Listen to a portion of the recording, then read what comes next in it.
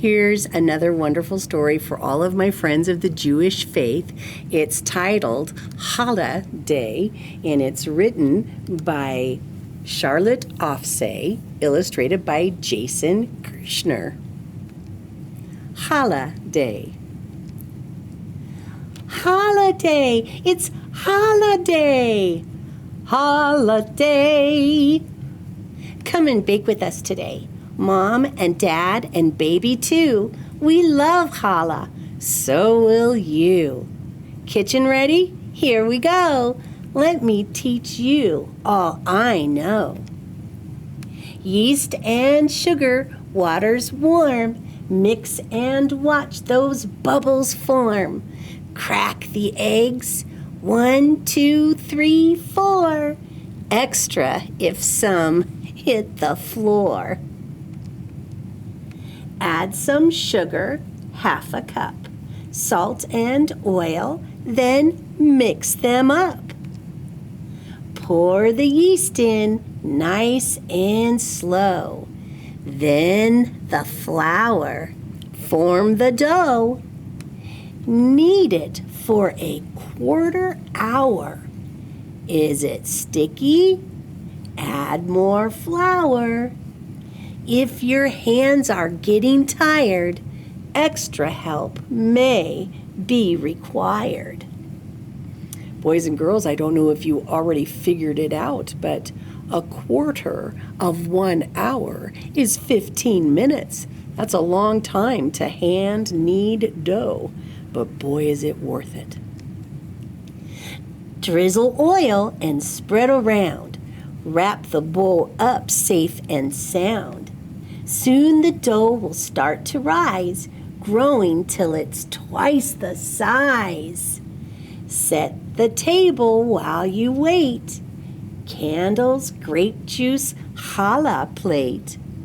While your grown-ups clean and cook, read the baby's favorite book. Oh, what a good big sister she is. When the dough is puffed up right, punch and knead with all your might. Chocolate, raisins, which to use? It's not hard for us to choose. I think I'd love it with chocolate chips too. How about you? Form 3 strands, then time to braid. Over, under, they're all made. 30 minutes and it's done. Challah's ready, everyone. Wait, a knock. Who can it be? Special guests to dine with me. Grandma lights the candles bright. She and Grandpa hold us tight.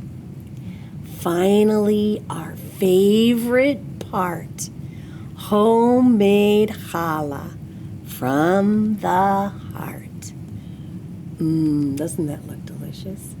Challah Day, it's holiday. Challah baked with love today. These are wonderful bits of information I'm going to take the time to read to you here. And I do want you to go out and get this book so you have it in your own collection. What is challah? Challah is a fluffy braided egg bread that is enjoyed as part of many Jewish holiday meals, including Shabbat dinner. Shabbat is the Jewish day of rest, which begins on Friday at sundown and ends when 3 stars appear in the sky on Saturday evening. Jewish families welcome their day of rest with Shabbat dinner.